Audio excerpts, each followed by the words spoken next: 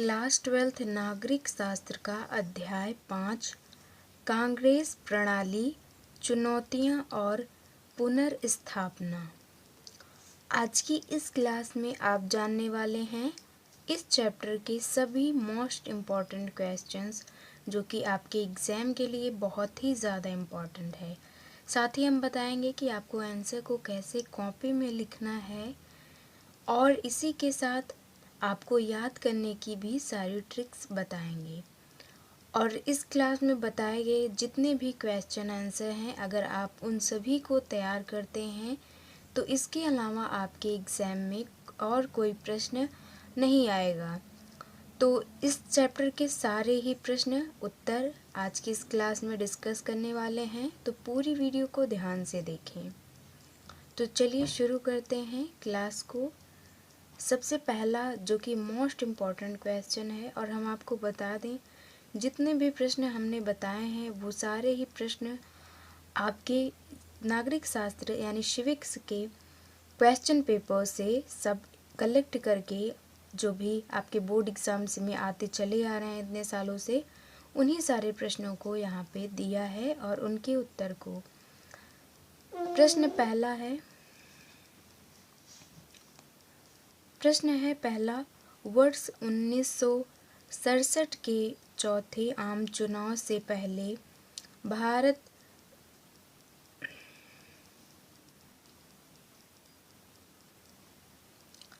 प्रश्न पहला है, वर्ष 1967 के चौथे आम चुनाव से पहले भारत की स्थिति क्या थी। जैसा कि आप जानते हैं कि कांग्रेस प्रणाली जो है वो एक ऐसी प्रणाली है जो कि स्वतंत्रता के बाद से ही भारत में इसी का जो है प्रभुत्व चलता आ रहा है। तो जैसे 3 आम चुनाव जो हुए थे उसमें तो कांग्रेस प्रणाली थी। अब यहाँ पे चौथे चुनाव की बात की गई है जो कि 1967 में चौथा चुनाव हुआ। देखते हैं उत्तर। वर्ष 1967 के चुनाव परिणामों से कांग्रेस सहम गई। अभी तक तो कांग्रेस का ही बोला बाला था, वो हर चुनाव में जीतती थी, लेकिन 1967 से जो है क्या बदलाव आया। केंद्र स्तर पर उसकी सीटों में भारी कमी आई। कई वरिष्ठ नेताओं को पराजय का सामना करना पड़ा। राज्य स्तर पर कांग्रेस 9 राज्यों में सरकार नहीं बना सकी। इसलिए भारत ने वर्ष 1967 के चुनाव के परिणामों को राजनीतिक भूकंप कहा जाता है। यह क्वेश्चन बहुत ही इम्पोर्टेंट है। इसको ऐसे भी पूछा जा सकता है कि राजनीतिक भूकंप क्या था। तो आप इसको एक्सप्लेन कर सकते हैं कि चौथा आम चुनाव जो कि 1967 में हुआ था, जिसमें कांग्रेस को हार का सामना करना पड़ा। कांग्रेस ने 9 राज्यों में सरकार नहीं बना सकी। इसी को कहा जाता है राजनीतिक भूकंप। जैसा कि चैप्टर का नाम ही है कांग्रेस प्रणाली चुनौतियाँ, तो इसी को चुनौती समझा जाता है। अब अगला इम्पोर्टेंट क्वेश्चन देखते हैं। अगला क्वेश्चन ये आ सकता है कि कांग्रेस को चौथे आम चुनाव में पराजय का सामना क्यों करना पड़ा। इसके क्या कारण थे जो अचानक से कांग्रेस प्रणाली को चुनौतियों का सामना करना पड़ा, जो कि स्वतंत्रता के बाद से तो यही एक लोकप्रिय पार्टी थी कांग्रेस प्रणाली। तो ऐसी क्या बात हुई जो कि इसे पराजय का सामना करना पड़ा। इसके कारण 5 हैं। वर्ष 1900 पहले भारत की गंभीर आर्थिक संकट के 5 प्रमुख कारण हैं जो कि इसकी हार का कारण है। तो इन सभी कारणों को ध्यान से देखें। सबसे पहला कारण है, वर्ष 1952 से 62 तक के सालों में कांग्रेस का प्रभुत्व बना रहा था। यानी इसके पहले चौथे आम चुनाव के पहले जो है वो कांग्रेस का ही प्रभुत्व था। कांग्रेस ने नियोजित विकास के माध्यम से देश की आर्थिक विकास का प्रयास किया था। यानी कांग्रेस जो है वो, जैसा कि पिछले चैप्टर में आपने पढ़ा था कि नियोजित विकास के लिए उसने क्या किया, 5 वर्ष योजनाएं चलाई, और बहुत सी योजनाएं बना के देश का विकास करने का प्रयास किया। इस प्रकार प्रयास को नागरिकों तक पहुंच पाने में असफल रही, यानी यह विकास जो है वो पूर्ण रूप से समाज को लाभ नहीं मिला। इन सारे ही जो भी प्लान उनके द्वारा नियोजित का अर्थ यही है कि प्लान, जो भी प्लानिंग की गई थी वह सफल नहीं हुआ। कांग्रेस की पराजय का पहला कारण तो यह था।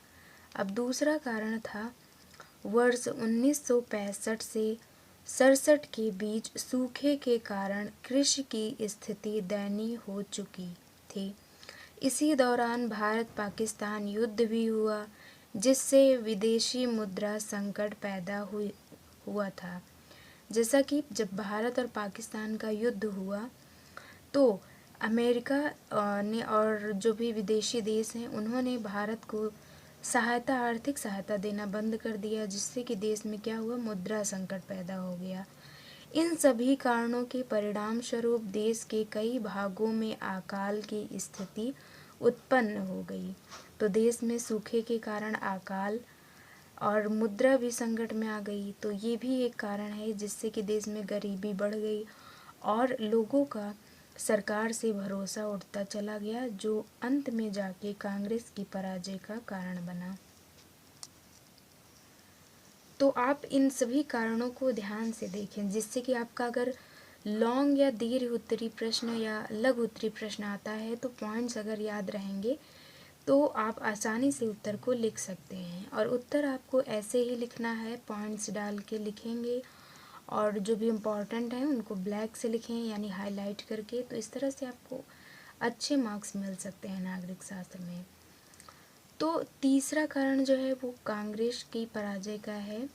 आर्थिक संकट से छुटकारा पाने के लिए रुपये का अवमूल्यन किया, मानसून की असफलता, सैन्य खर्चे के साथ निर्यात में कमी, औद्योगिक उत्पादन में लगातार बढ़ोतरी होती चली गई। यानी कि देश निर्यात ज़्यादा कर रहा था, निर्यात में कमी आ गई थी और आयात में जो है वो बढ़ोतरी हुई, जो कि किसी भी देश की अर्थव्यवस्था के लिए सही चीज़ नहीं है। अब है पांचवा कारण, बिगड़ी आर्थिक स्थिति ने चीज़ों की कीमत में बढ़ोतरी होने से जनता ने हड़ताल की स्थिति ने देश की दशा खराब कर दी, जिससे कि लोगों ने जो है कांग्रेस से लोगों का विश्वास उठ गया। इसी को कहा जाता है राजनीतिक भूकंप। इन्हीं सभी कारणों से कांग्रेस को हार का सामना करना पड़ा था। तो इस तरह से था इस चैप्टर का पहला इम्पोर्टेंट क्वेश्चन, कांग्रेस प्रणाली की चुनौतियाँ।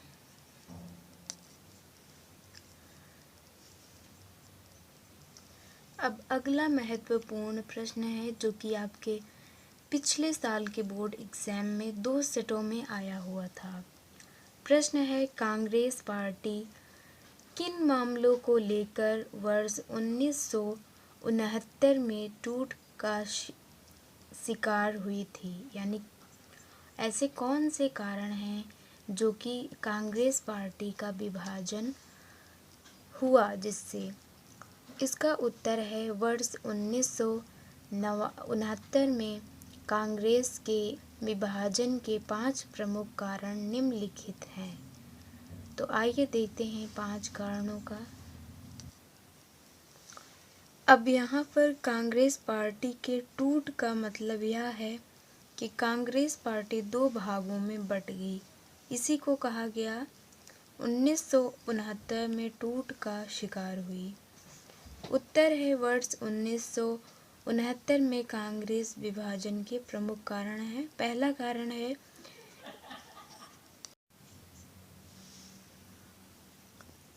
इस वर्ष राष्ट्रपति चुनाव में कांग्रेस के अधिकृत उम्मीदवार नीलम संजीव रेड्डी थे, जबकि इंदिरा एवं उनके समर्थकों द्वारा वीवी गिरी का समर्थन किया। दूसरा है सिंडिकेट ने इंदिरा गांधी को प्रधानमंत्री बनाने में महत्वपूर्ण भूमिका निभाई थी। अतः उनको उम्मीद थी कि इंदिरा उनकी सलाह पर कार्य करेंगी, लेकिन उन्होंने विपरीत निर्णय लेना शुरू किया। 14 अग्रणी बैंकों का राष्ट्रीयकरण तथा राजाओं को मिले प्रिवी पर्स को समाप्त कर दिया। चौथा कारण है राष्ट्रपति के चुनाव के उपरांत इंदिरा समर्थित वीवी गिरी के निर्वाचन होने के बाद कांग्रेस का विभाजन अनिवार्य हो गया। तत्कालीन कांग्रेस ने प्रधानमंत्री को पार्टी से बाहर कर दिया। इसके उपरांत पार्टी में सिंडिकेट समर्थक कांग्रेस ओ, जबकि इंदिरा समर्थक कांग्रेस आर में रह गई। इस तरह से यह स्पष्ट है कि कांग्रेस का विभाजन का सबसे बड़ा कारण सिंडिकेट तथा इंदिरा के मध्य मतभेद थे, जो कि कांग्रेस का विभाजन हुआ। यही समझिए एक बार शॉर्ट में, यानी इंदिरा गांधी ने जब सिंडिकेट का कहना मानने से इनकार किया तो पहला कारण ये हुआ। उसके बाद इंदिरा गांधी ने बैंकों का राष्ट्रीयकरण किया, राजाओं को मिले अधिकार जो थे उनको समाप्त किया और राष्ट्रपति के चुनाव में जो सिंडिकेट थे इसके विपरीत निर्णय लिया। यही सब कारण थे जिससे कि कांग्रेस का विभाजन हो गया। अब आता है प्रश्न नंबर 3। ये सबसे लास्ट प्रश्न है और ये सबसे ज़्यादा इम्पोर्टेंट प्रश्न है। प्रश्न है वर्ष 1971 का आम चुनाव और कांग्रेस की पुनर्स्थापना का उल्लेख कीजिए। कांग्रेस के विभाजन के बाद फिर कांग्रेस का पुनर्स्थापना, जैसा कि चैप्टर के नाम में भी है पुनर्स्थापना, तो कैसे हुआ इसका उत्तर। इंदिरा गांधी ने जन कल्याणकारी कार्यक्रमों के बल पर दिसंबर में लोकसभा भंग करवा दी। इंदिरा के लोकतांत्रिकता के प्रमुख 5 कारण हैं। यानी 1971 में जब फिर से आम चुनाव हुआ तो इसके पहले तो कांग्रेस 2 भागों में बट गई थी,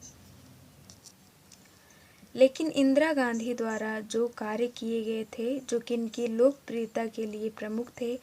पहला कारण था कि सिंडिकेट के सामने न झुकने का साहस, जैसा कि इंदिरा उनके विपरीत कार्य कर रही थी।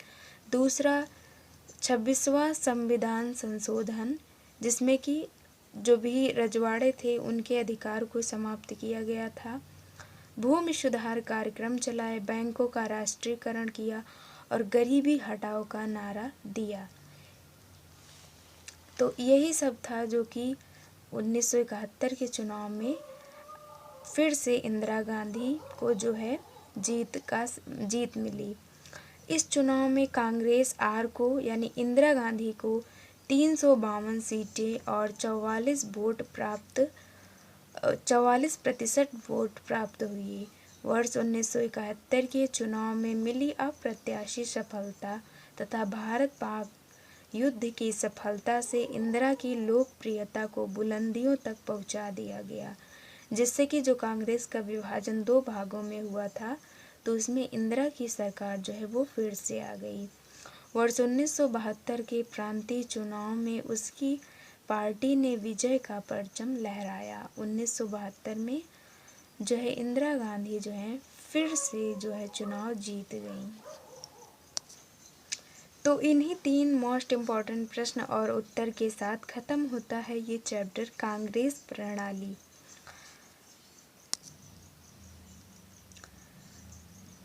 अध्याय 6 लोकतांत्रिक व्यवस्था का संकट।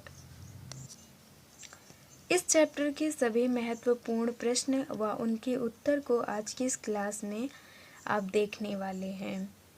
जो भी प्रश्न बताए गए हैं ये आपकी बोर्ड एग्ज़ाम में या किसी भी नागरिक शास्त्र के एग्ज़ाम में, नागरिक शास्त्र क्लास 12th के एग्ज़ाम में ज़्यादातर पूछे जाते हैं। तो पूरी वीडियो को ध्यान से देखें। इस चैप्टर के जितने भी प्रश्न उत्तर बताए जाते हैं अगर आप उनको तैयार करते हैं तो इससे बाहर इस चैप्टर से आपके कोई प्रश्न नहीं आएंगे। और ये सारे ही प्रश्न इम्पॉर्टेंट हैं, तो ध्यान से ज़रूर देखिएगा। प्रश्न पहला है, आपातकाल घोषित करने के लिए उत्तरदायी परिस्थितियों की व्याख्या कीजिए। आपातकाल के लिए क्या क्या कारण थे जो कि आपातकाल घोषित किया गया? पहला प्रश्न ये है। और साथ ही आप इस बात का ध्यान देते चलिए कि उत्तर को कैसे लिखना है। सेम इसी तरह आपको अपनी कॉपी में भी उत्तर लिखना है, जिससे कि आपके सिविक्स में बहुत ही अच्छे मार्क्स आएँ। तो उत्तर लिखना है, सरकार ने आपातकाल लागू किए जाने के पीछे निम्नलिखित परिस्थितियों का उल्लेख किया। आपातकाल का सबसे पहला कारण है, वर्ष 1971 में चुनाव के समय गरीबी हटाओ का नारा दिया, किंतु इस दिशा में विशेष सुधार नहीं हुआ। साथ ही पाकिस्तान से आए शरणार्थियों के कारण अर्थव्यवस्था पर बोझ बन गया था। अब जैसा कि पिछले चैप्टर में कांग्रेस प्रणाली में आपने पढ़ा था कि इंदिरा गांधी बहुत ही लोकप्रिय हुई थी, उन्होंने 1971 का आम चुनाव जीता, लेकिन पाकिस्तान से युद्ध हुआ, उसमें जीत हुई, तो उसमें शरणार्थियों की समस्या आई और उन्होंने जो गरीबी हटाओ का नारा दिया था उसमें भी विशेष सफलता नहीं मिली। अब दूसरा कारण जो है आपातकाल का है, भारत पाकिस्तान युद्ध के पश्चात अमेरिका ने भारत को किसी प्रकार की सहायता देना बंद कर दिया। बेरोजगारी बढ़ी तथा औद्योगिक विकास की दर कम थी। इसी के साथ बाजार की तेल तथा अन्य महंगाई बढ़ने से लोगों में रोष उत्पन्न हुआ, यानी कि महंगाई बढ़ रही तो जनता जो है वो आंदोलनों को बढ़ावा देने लगी। उसके बाद है, सरकार का आरोप था कि विपक्ष राष्ट्रव्यापी आंदोलन कर रहा, सरकार को कार्य करने से रोक रहा है। आपातकाल का एक और कारण था कि जो विपक्षी पार्टी थी, यानी कांग्रेस, जो दो भागों में विभाजित हुई थी, तो अगला विपक्ष जो था वो सरकार को जो है कार्य करने से रोक रहा था। इसी दौरान रेलवे कर्मचारी हड़ताल का आह्वान किया। रेलवे कर्मचारियों की जो है वो वेतन को रोक दिया गया था, जिससे वे हड़ताल करने लगे थे। इन सभी के परिणाम स्वरूप आंतरिक गड़बड़ी की आशंका के चलते अनुच्छेद 352 को लागू कर दिया गया, जिसे ही आपातकाल कहा गया। तो इस तरह से कारण थे आपातकाल के प्रमुख कारण। इसी के साथ एक प्रश्न यहाँ भी आता है कि आपातकाल के क्या परिणाम हुए। तो सरकार विरोधी आंदोलन एक हड़ताल पर रोक लगा दी गई, यानी जब हड़ताल हुआ तो इसके यह परिणाम हुए कि आंदोलन पर रोक लगाया गया, अनेक विपक्षी नेताओं को गिरफ्तार कर लिया गया, प्रेस की स्वतंत्रता पर प्रतिबंध लगाया गया, नागरिकों के मौलिक अधिकार पर अंकुश लगा दिए गए। तो ये सभी थे आपातकाल के परिणाम। अगला इम्पॉर्टेंट क्वेश्चन है आपातकाल से संबंधित, आपातकाल के बाद भारत राजनीति में क्या बदलाव आए थे। तो आपातकाल के बाद 18 माह बाद जनवरी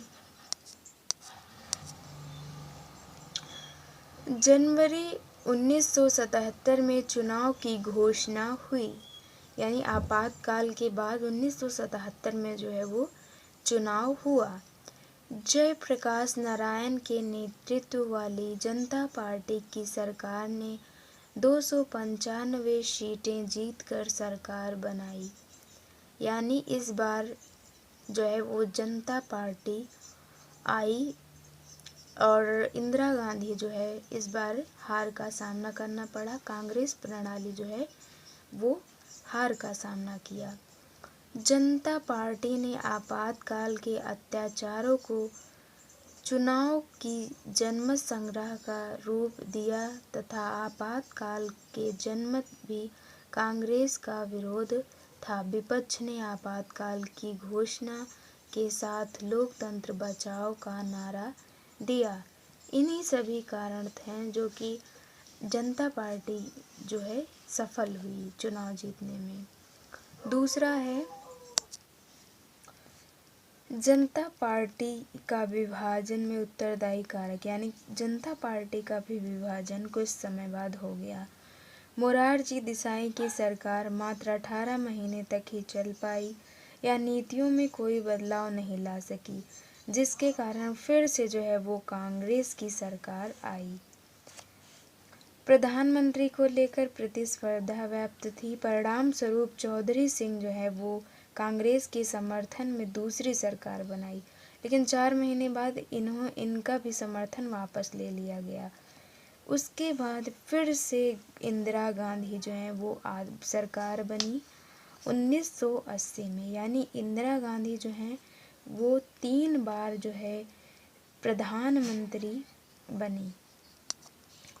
एक तो है 1967 में, उसके बाद 1971, फिर जाके 1980 में 353 सीटों से जीतकर कांग्रेस ने इंदिरा गांधी के समर्थन में सरकार बनाई थी। तो ये सारे थे आपातकाल के बाद राजनीति में यही सारे बदलाव आए थे। अंत में जो है वो इंदिरा गांधी फिर से सरकार बन गई थी। क्लास 12 नागरिक शास्त्र का अध्याय 7 जन आंदोलनों का उदय। इस चैप्टर के सभी महत्वपूर्ण प्रश्न और उनके उत्तर देखेंगे जो कि आपके एग्ज़ाम में बहुत बार आ चुके हैं और आपके एग्ज़ाम के लिए बहुत ही ज़्यादा इम्पोर्टेंट हैं। सबसे पहला प्रश्न है, जन आंदोलन से क्या आशय है। जैसे कि चैप्टर का नाम ही है जन आंदोलन, तो आपको ये समझना है कि जन आंदोलन का क्या मतलब है। ऐसे आंदोलन जनहित या किसी समस्या के विरोध में स्वयंसेवी संस्थाओं तथा सामाजिक संगठनों के द्वारा चलाए जाते हैं। यानी किसी भी समस्या के लिए जब लोग जागरूक होते हैं, आंदोलन करते हैं, तो वही सारे होते हैं जन आंदोलन। लोगों के द्वारा जो आंदोलन किया जाता है वही है जन आंदोलन। इसी तरह होता है दल आधारित आंदोलन, जो कि बहुत सारे दलीय राजनीति से संबंधित रखते हैं, जो दल द्वारा जो है आंदोलन करते हैं, वो हुआ दल। अब स्वयं सेवी संगठन, इसकी शुरुआत मध्य वर्ग के युवाओं द्वारा ग्रामीण क्षेत्र के गरीबों के मध्य जाकर रचनात्मक कार्यक्रमों की शुरुआत किया। तो ये सारे थे जन आंदोलन। अब देखते हैं कि प्रमुख आंदोलन कौन कौन से हैं जो कि इस चैप्टर में बताए हैं। सबसे पहला है दलित पैंथर संगठन की स्थापना, उद्देश्य एवं गतिविधियों की विस्तार से चर्चा कीजिए। सबसे पहला आंदोलन यही है जो कि बहुत ही महत्वपूर्ण है। इसका उत्तर है वर्ष 1972 में महाराष्ट्र के दलित युवाओं ने दलित पैंथर्स नामक संगठन का निर्माण किया। इन्होंने दलितों के विरुद्ध हो रहे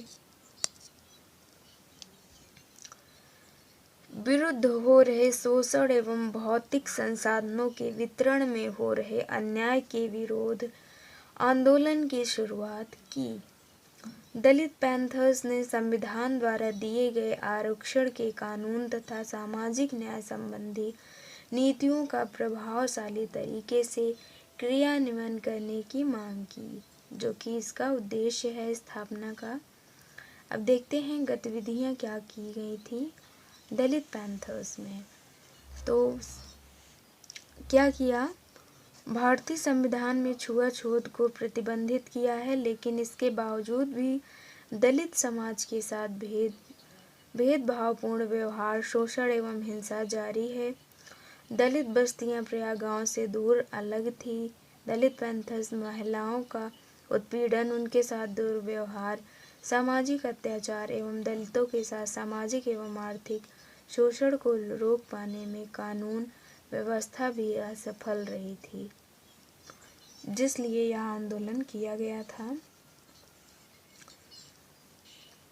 यानी जो समाज में छुआछूत का माहौल था, महिलाओं के साथ गंदा व्यवहार किया जाता था, सामाजिक आर्थिक शोषण, इन्हीं सभी को रोकने के लिए जो संविधान में आरक्षण दिए गए थे, इसी की मांग कर रहे थे दलित पैंथर्स जो संगठन है, इसके लोग। दलित समूहों द्वारा रिपब्लिक पार्टी ऑफ इंडिया का समर्थन देने के बावजूद भी सफल नहीं हो पाई। इसलिए दलित पैंथर्स ने अपने अधिकारों की दावेदारी करते हुए जन कार्यवाही का मार्ग अपनाया। वर्ष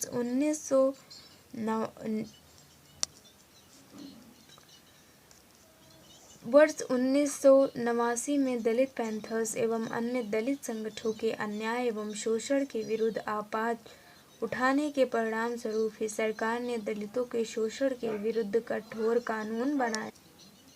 तो इस तरह से यह संगठन जो है वो दलित पैंथर्स जो है वो अपना